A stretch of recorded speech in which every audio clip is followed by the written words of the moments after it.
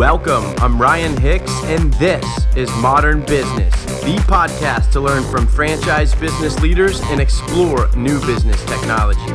Our community is about sharing knowledge and tools that help us achieve our goals in business and beyond. Thanks for being here, and welcome to Modrn Business.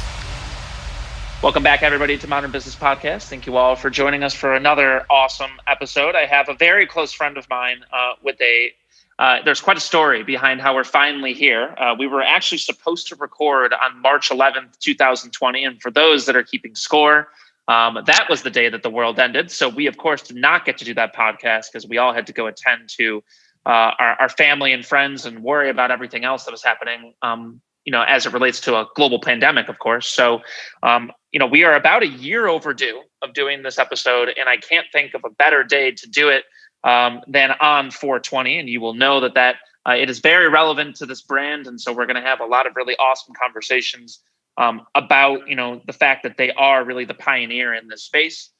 Before I do that, I would really love to go through a couple key announcements. And there are a couple that are super exciting. The first one is that Ryan and myself will be going on a West Coast tour this year once again.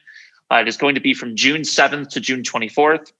We will be going we will be starting in Denver, and then we will be taking our talents to Salt Lake City, Las Vegas, LA/Orange County, and then Scottsdale. So for folks who are in those markets that are looking to speak with us or to have dinner with us or to just grab a drink, we are vaccinated and ready to rock, and we would love to come to your offices to interview you live and in person. So please let us know. You can feel free to email either Ryan or myself at Zach, Z-A-C-K, or Ryan at modrnbusiness.com. That is modern without the E, of course. In addition to that, we are going to be having Springboard live and in person this year as well. We have just had the dates confirmed probably about 3 weeks ago. It's going to be September 26th to 28th in Philadelphia, Pennsylvania, as always. If you are looking to learn a little bit more about Springboard, please go to franchisespringboard.com. Our next guest has spoken there many, many times over before, and I cannot recommend it more. It is my favorite conference of the year. Lastly, we do have our franchise tailgates that we are still going to, and we would love to see all of you in person. I was just at the Dallas one last week, and we would love to see you all at the one in Scottsdale that is going to be May 13th. At the Valley Ho Hotel, and then the one in Denver on June 9th, which will be part of one of our stops on our summer franchise tour. And that is going to be at the Arts Hotel. So please, if you are looking to learn a little bit more about the tailgates, please go to franchisetailgate.com. All right, everybody. Really excited for this next episode today. I've had the pleasure of knowing this gentleman for a long, long time. He has known me since I was quite a young lad. So he has seen me grow up to be the, of course, horrible person that I am today. But I am really looking forward to having him on. As I mentioned, we have tried to do this a couple times, but I'm really excited to be doing it today. I have the Chief Franchise Officer of Unity Road on with us, Mike Weinberger. Mike, thanks for joining us. Zach, buddy, thanks for having me. Good to see you. Good to hear you. It has been a long time, so glad you're doing well. And you made me sound super old by saying I knew you since a young age, but that's okay, man. We're all good. Well, what people don't know is that you started at quite a young age. So I think that you started around my age, I believe. So you've really been in franchising. You were one of the very few people I can say that have been in franchising and got your start as early as me, which I think is a really cool thing. That's one thing to note. You've been doing it for a long time, but it's been most of your career. So yeah, it's valid. I've been in franchising 20 years, and I got my start in franchising when I was 23. So there you go. It's been an awesome ride, but I look older just from getting aged from all the awesome Springboard events and traveling the world. But it's all good, man. Good to see you. Well, good to see you too. And of course at the Springboard events, we try to wear you out and keep you guys awake as much as possible. I'm excited to learn a little bit more about the brand, but I think I want to start, I know you hit on it briefly about, your career in franchising. Let's start with that. Let's just give some background as to, what the brand is all about and what your background is and really how you ended up at Unity Road. Yeah, absolutely. It's a fun story. So I it all started when I decided to go to law school, and I went to law school in Colorado, and the dream was to help people. About my third year of law school, I realized that most lawyers don't help people. I'm a little slow on the uptick. So other than Lane and all the lawyers who are listening to this podcast, those ones help people. But I didn't know what I wanted to do with my life and my law degree and my career. And I was fortunate enough to find franchising. Denver, for most of you who know, is a hotbed of franchisor activity. A lot of really solid franchisors were birthed there. So I started 20 years ago as an intern. Then I became in-house counsel, and I was in the smoothie industry. And over the last 2 decades, I've been a franchisor, a franchisee. I own a franchise consulting firm, a franchise law firm, and all through the lens of taking a concept, a solid concept with 1 to 3 units, with blue ocean, white space, and helping them scale, adding in the FDD, the right sales development team, operations, and then kind of parlaying that into exit strategies down the road, right? In a 3 to 5 year play is usually the game. And about 5 years ago, I was CEO and a partner in a company called Maui Wowie Coffee and Smoothies.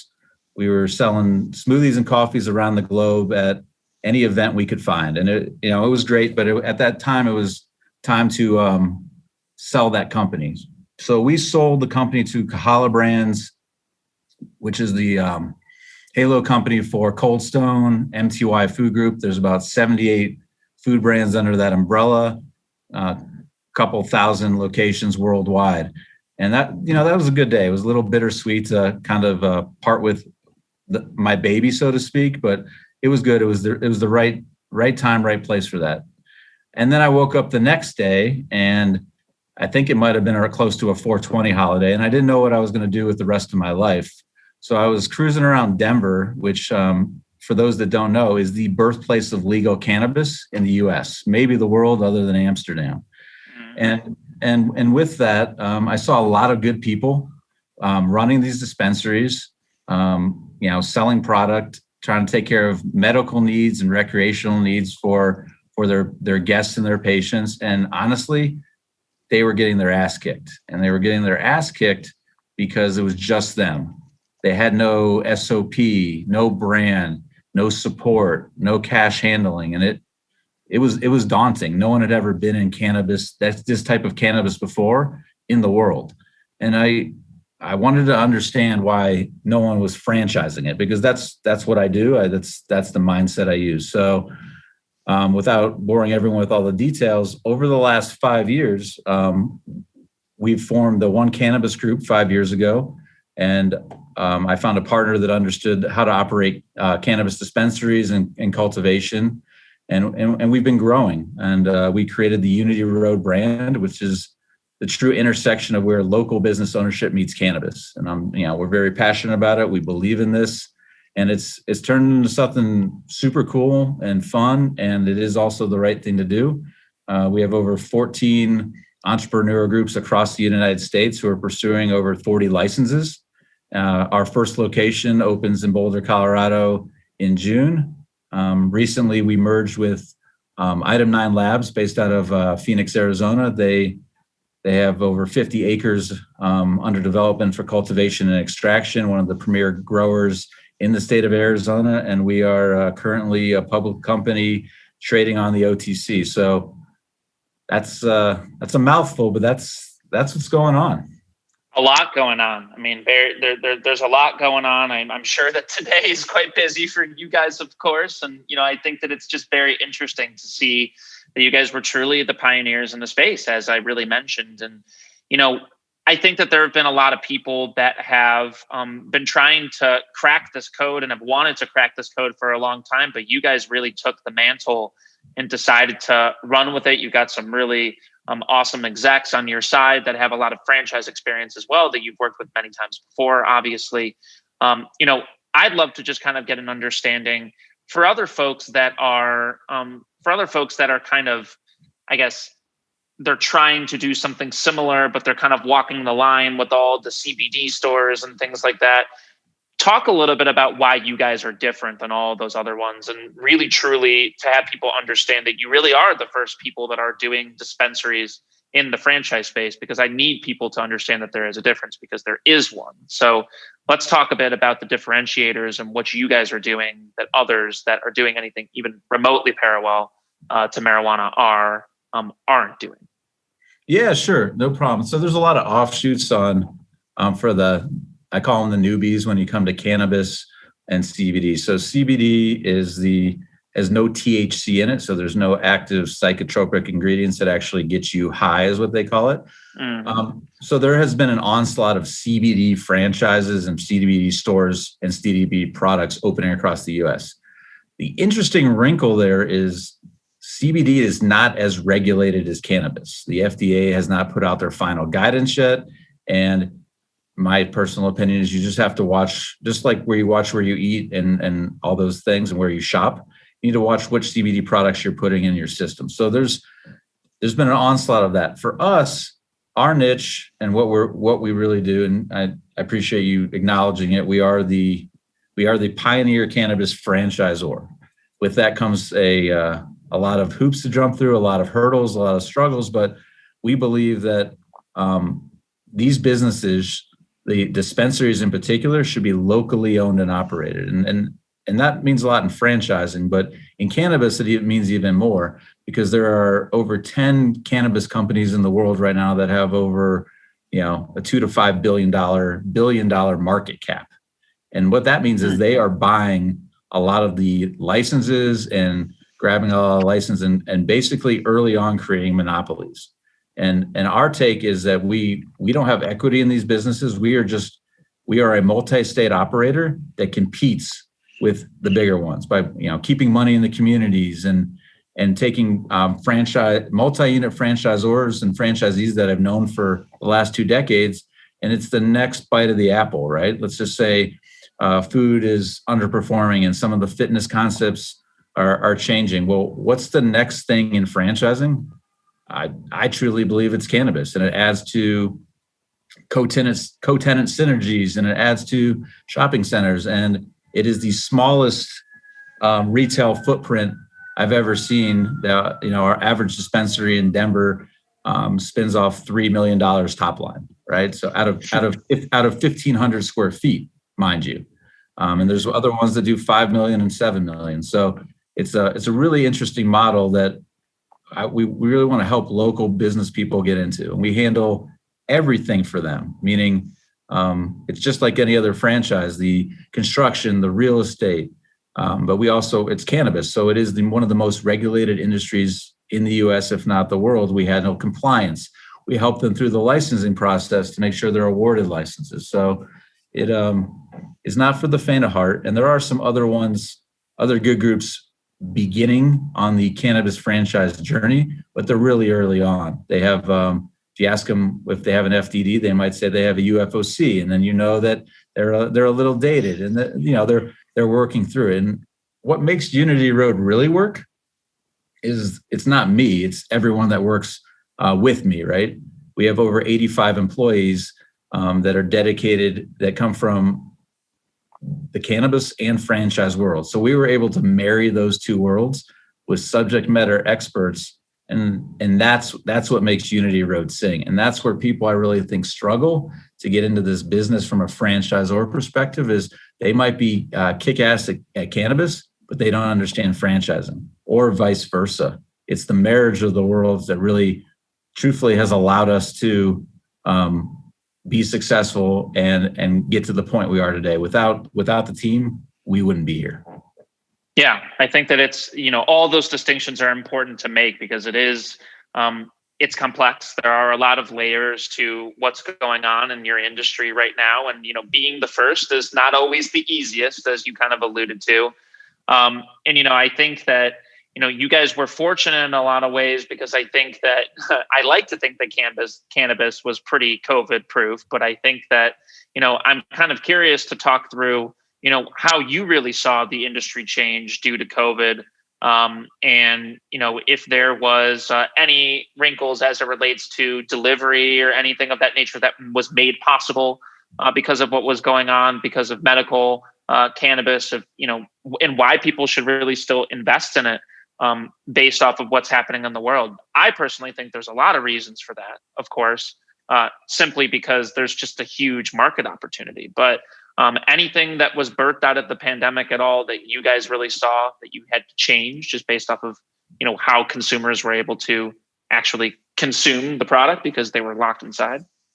Yeah, we did. And as the industry overall, we did see a huge uptick in cannabis use and medical use in cannabis. And I think why that was is if you're going to be locked in your house for a long time, you need a few different coping mechanisms, right? And the other factor, which is interesting, is cannabis was considered an essential business in every state in the U.S. where it was open, like medical or recreational or retail use, except Massachusetts. So with that, while restaurants were shutting down and fitness centers were shutting down, we were always open, and we experienced a onslaught of new customers and new patients that wanted to try the product. In Denver, for instance, we don't have delivery, so there was, we had to COVID proof our facilities. We did a lot of drive ups that weren't allowed before. People could walk in, schedule. We did express pickups, changed our tech platforms. The city of Denver they decided to, the first day that it was May 20 or March 20 something, they announced that cannabis was not essential and the industry was shut down for 3 hours. In those 3 hours, there was a line around the corner on every dispensary, and the city and state realized that that this is a $2 billion business, that if they had left it off, we're dealing with live plants, it would have been really hard to turn back on. So for those 4 hours, we were out of business. In Colorado, that being said, it only took 4 hours and a stiff glass of whiskey to make me feel better. And we were back on. And, what we do is we educate. We want to make sure that people understand what they're putting in their body and why they're doing it. And I never want to say COVID's been a good thing, and it hasn't. It's hurt a lot of people that we all know and care for. But from the cannabis industry perspective, it actually gave us more credibility and more growth faster if the world hadn't had the issue over the last 12 months. Yeah, I can certainly imagine that it wouldn't. It's not personally the coping mechanism that I would use, but I have many others that have and did, and I think that the consumer taste definitely changed in a positive way, just based off of the amount of demand that were there. That's a pretty funny story. I did not know that they shut it down for 3 hours, then realized quickly that it was a huge mistake. But that's definitely funny, and I think that's an encapsulation of how important the industry is for tax purposes as well. So I think it is definitely just fascinating to hear about that. And before we keep going with this interview, let's take a break to talk about our friends from Scorpion. Franchisees partner with your brand to go into business for themselves, not by themselves. Your team works super hard to support them, of course. And yet, franchisees still seem to complain and still seem to be frustrated and confused by everything they need to do to compete for new customers, especially as it relates to digital marketing.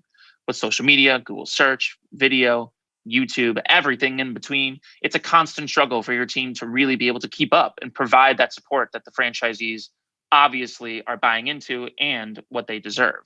With Scorpion, you have the ability to work with a digital marketing company that helps franchise brands and their franchisees get out of the weeds of digital marketing. With an awesome combo of best-in-class people and technology, Scorpion connects all the marketing dots to provide clear, personalized plans that are measured against the one thing your franchisees care the most about: revenue growth. Finally, a cohesive brand-approved strategy for all of your franchisees, not just some. Scorpion empowers your team to provide exactly what your franchisees partner with you for: world-class support that allows them to focus their time and energy on growing their business. To learn a little bit more about Scorpion, please go to scorpion.co/MB. That is scorpion.co/MB. I want to go down a rabbit hole here with you because you did mention something that was pretty interesting, which is, about how you guys were able to do drive-ups and things like that in ways that you weren't able to before. Have you guys gotten creative or really thought a little bit more outside the box as it relates to, the real estate play and the opportunity that we have right now? I think kind of doing some different types of real estate models simply because you can. I mean, there's just a lot of available real estate out there. And I know that there's certain regulations that you have to have with cannabis, whereas you don't need to have them in others. But I'm sure that you kind of have the ability to almost have a takeaway window now in ways that maybe you weren't before in certain states. So was there any thought kind of put into that, or were you guys looking to kind of change the way that you were mapping out these locations, 18 months ago? Yeah, no, it's to your point, and you're dead on. It accelerated because it accelerated the path to normalcy and credibility in the U.S. It also opened up a lot more opportunity for real estate on the main and mains, right? The high traffic areas, the ones that everyone else franchise or retail is looking for. When I got into the business 5 years ago and I clearly knew retail from being in franchising, but I understood I had to learn real quick, and the learning curve is steep, of where you could actually put a dispensary. And in Colorado, for instance, you can't put it in 1,000 feet of a school, a religious institution, a rehab center, or within another dispensary. So it's a little bit more limited real estate. And also, landlords were a little more gun shy on what they could do. Over the last few years, and especially because of COVID, we are finding a lot more drive-through locations that are popping up, standalones.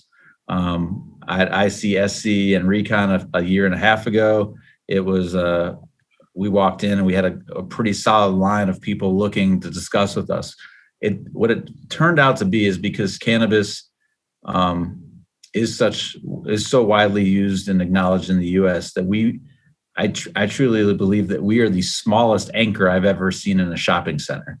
And what I mean by that is we're not impulse, we are destination. And if you're destination with heavy traffic, it's going to drive traffic back, just like a grocery store, a movie theater, a Best Buy, all those components that we're used to in retail. People are coming there. And while they're there, it's part of their shopping habits. They're going to work out. They're going to go to their restaurants. So it's,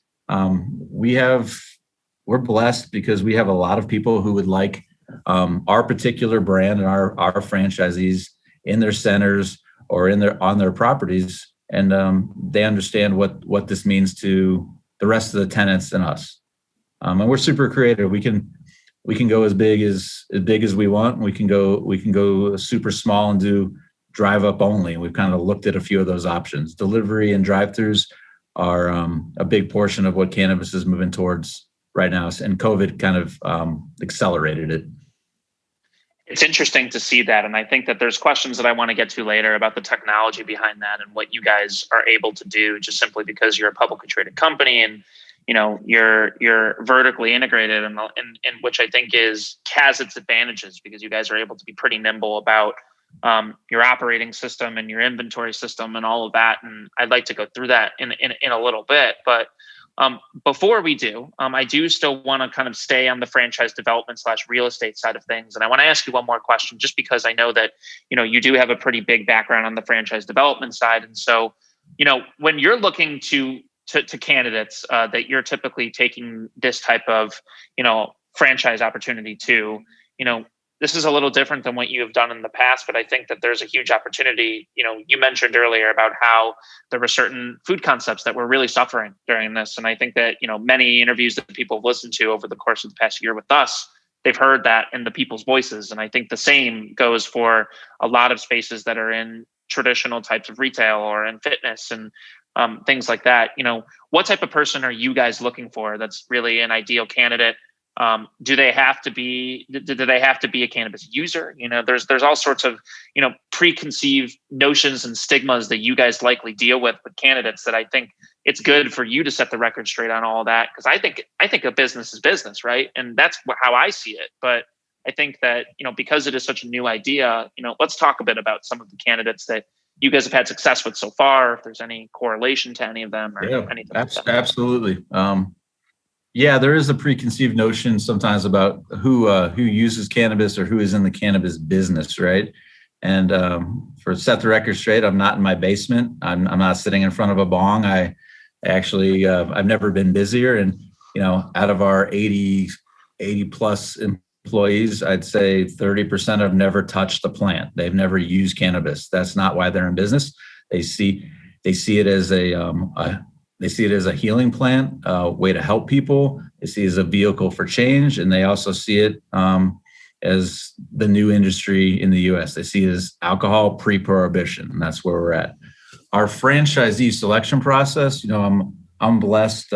Justin Livingston is our vice president of franchise development. He's been doing this as long as I have, and we've got a team underneath him. And we vet our franchisees just as hard as we would, if not harder, for any concepts we've touched over the last collectively 50 years. So we have a strict no asshole policy. We're really looking for good people I'm the only one that doesn't pass that test all the time, but I try.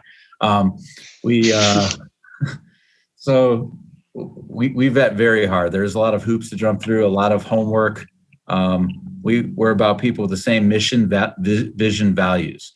The current group of 14 different entrepreneur groups we have 70% of them all come from franchising.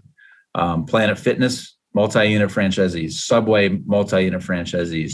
Orange Theory, multi-franchisees. Domino's, and the list kind of goes on. And what they've seen is they see this as the next thing to add to their portfolio, and they understand what they know, and they know how to run business cold. They've been super successful, but they also understand that they need the support and the brand that we offer.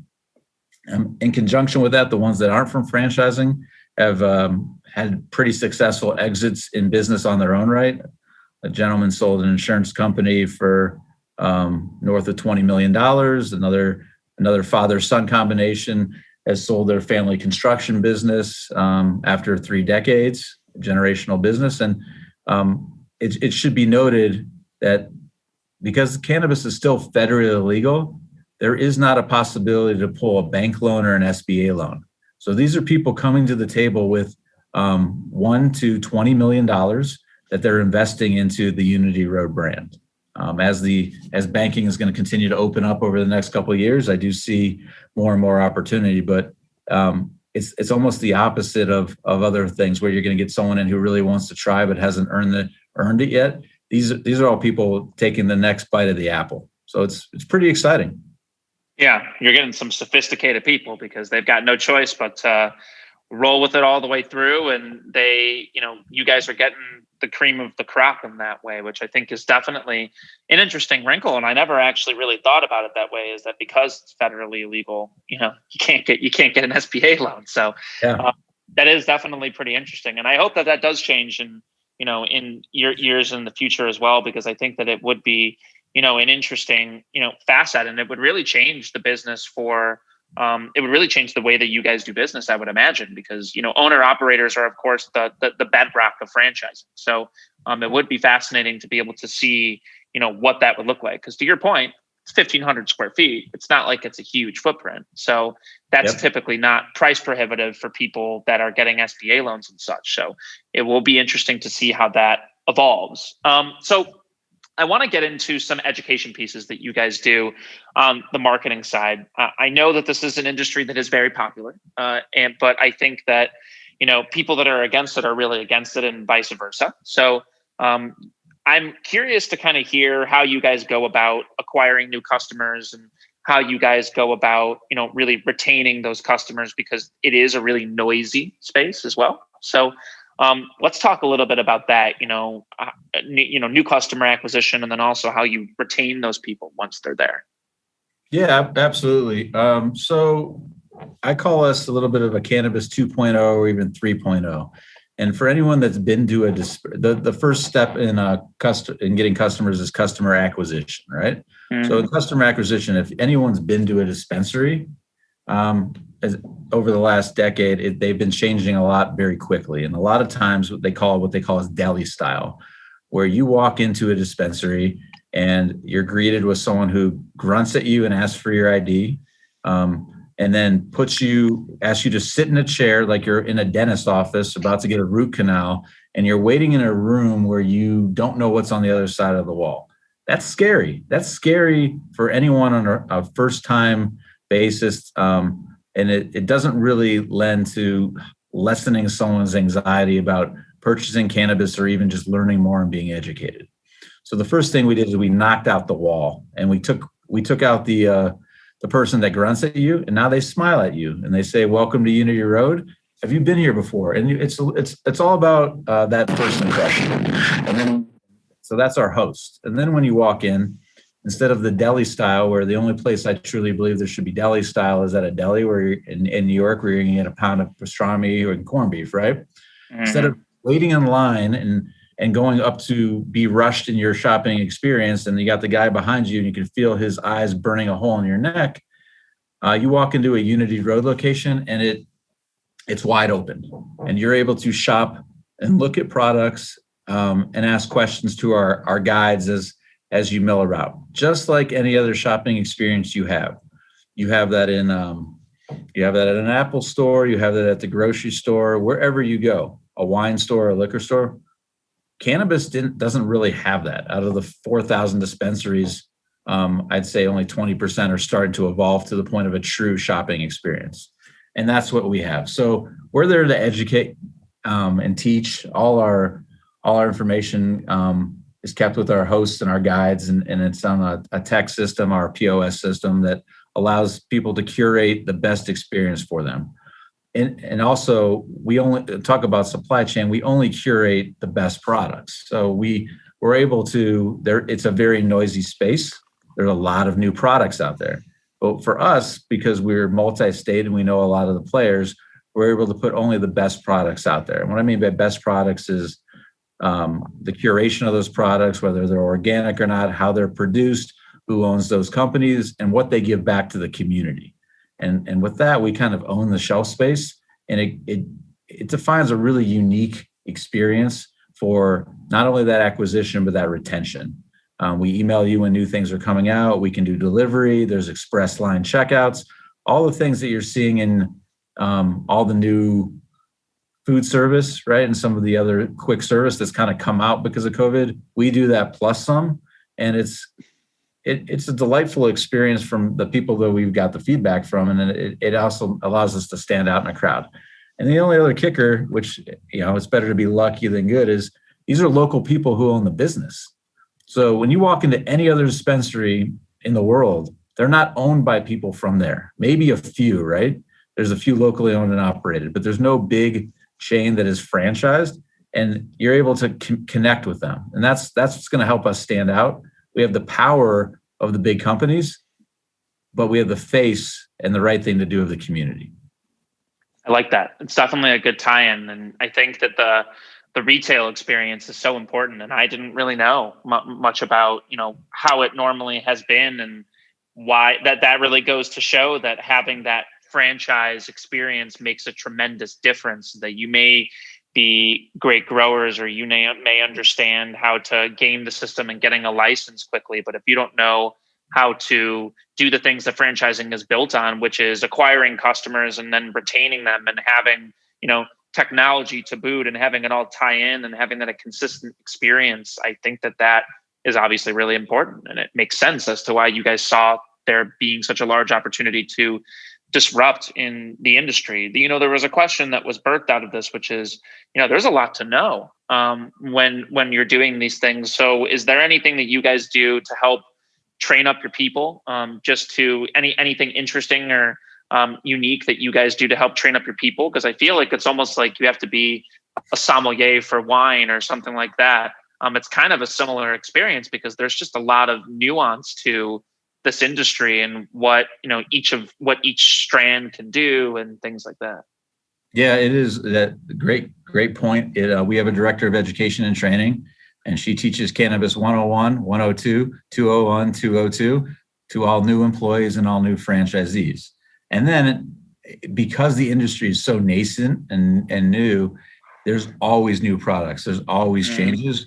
We continue to update, daily, and we use FranConnect as our spine or our brain system. So every time we're updating our SOPs or our ops or our videos, it all flows right through there, and it allows our franchisees to stay cutting edge. And we send out employees each time we open locations. We have employees boots on the ground that live in that particular state or jurisdiction, because every state's a little bit different. Like where you are in Illinois, where I am in Denver, what our dispensaries look like in Arizona, there's always the nuances. It's almost for familiar with international franchise development, that's what I'm calling it right now. Each state has different laws and responsibilities and ways you have to curate the product that we're almost playing like we're a master franchisor or a franchisor on an international basis, which changes over time, but it is every day something is different, right? And that's, for me, that helps with my my fidgety nature of like, I will never be bored in this business because I cannot afford to be bored. I learn something new every day, which is it's my mantra when I get up is, who am I going to help today and what am I going to learn? And it's super cool. It's fun. Yeah, it definitely is. It was just interesting just to kind of hear, how you have to educate people. And, that, folks, sounds like a pretty similar answer to what you may hear from some franchisors, except that, you're not doing international franchise development within the United States. So I think that there is quite an added wrinkle to it. This man wakes up smiling every day. I mean, I think that's a good thing. It's a testament to how much you like the industry and the potential that you see. You mentioned Fran Connect in there. I am kind of curious, and you also mentioned the POS that was very specific to, your vertically integrated, company that you guys have since, joined forces with in Item 9. Is there any other pieces of technology that you guys use that really set yourselves apart from those who are trying to break into franchising as we speak, maybe in the cannabis space, and then for others that aren't franchise specific? Because I know that the retail experience is very different than a lot of those bigger dispensaries that you mentioned. But any other technological advancements that we didn't go through at all? Yeah, I'm trying to, like, on the POS standpoint. So we use a company called FlowHub, and they're Denver based. They've got some good cash injections from Kraft Heinz, which rolls up to Warren Buffett. So obviously he knows his way around, and they are, it's advancing at a really good pace. I mean, I think anyone who has a POS knows what it really stands for. But that being said, they're really good, and they're about growing with us, right? They're about changing and plugging in new things. We have tax loyalty programs. We have marketing components, everything with the open APIs that plug in. It's not, I don't want to make it sound like cannabis gets uber complicated, but we're super strong on data analytics, on buying patterns for consumers, and that helps with the customer acquisition and retention. So we get those data reports across the entire US. And we also have an ERP system where all our sales flow through, so we can, kind of measure our success. Cannabis is interesting. You can't, for those that don't know, it's not like you grow the plants in your basement and you go sell them. It is super regulated. Every state has, from when it's a seed, call it, or a plant, to sale. It's tracked all the way through. So I can tell you where every product we ever buy and sell was created, when it was created, who created it, and then when it was sold and who it was sold to. So it's not like people say, oh, what about theft? You can't steal in a cannabis dispensary because, there's security cameras everywhere. It's always taped and it's regulated. So it's different than a lot of people think. And if anyone wants to come out to Denver, love to give you a tour and show you how the sausage is made. Yeah, well, I definitely would like to see, because it does sound like quite an operation. I think that it's just interesting to hear about this, because I really, we've been friends for a long time, and I really didn't know a lot of these facets of this industry. You guys have a lot of exciting things that are going on. Obviously the industry is very fast paced. Any other major initiatives for the rest of 2021 that we want to go through before we go here, Mike? Yeah, no, I think for us, for me in particular, two things. Is growing the brand, right? Continue to educate and let people know what we do and why we do it. And I'm very passionate about what franchising in particular has given to me over 2 decades and my career and all the franchisees and people I've touched. And I do believe this to be a new avenue for franchising in general, right? And I want to continue to push that, do it the right way, and create opportunities for everyone in the industry and, as my friends, so even, like you and everyone else, and kind of open some doors. It's when we started this 5 years ago, I think it was 3-4 billion in the US, and it's projected to be 50 billion in the next 3 years. And I think those projections are light, because New York, in the last 2 months, 5 states announced recreational cannabis, like including New York, which is a mecca, right? So there's some really cool stuff going on that, I want to tell the story and see where it goes. And I do hope there's some other franchisors that get into it in cannabis and do it the right way, right? Take care of the franchisees and grow. Yeah, I mean, I think that there's a lot of room for growth, but I mean, obviously, you guys were the first ones you guys were the ones that had to take all the arrows before, you're walking and trudging through mud for everybody else to run through. But I think at the end of the day, you guys will be better for it because you were doing it the right way. And I appreciate you taking the time, as always, to kind of go through this. This was long overdue. Obviously, if we did this a year ago, this podcast would have been very different than it is today. So really excited to see where you guys grow. And I know that there are many friends of mine here in Illinois that are very much looking forward to you guys making it here. So we certainly appreciate the time and having you on Modrn Business. Thanks for having me, brother. Always good to talk with you. Looking forward to seeing you in June. And we'll talk soon. Absolutely. Absolutely. Well, folks, thanks again for listening to this really awesome and, quite frankly, for me, very educational episode. If you'd like to listen to more episodes like this, please go to Modrn Business. That is MODRN Business, anywhere that you listen to podcasts, and click subscribe. Thanks again, everybody, and looking forward to talking to you soon. And for those who celebrate, happy 420. Thanks, everybody.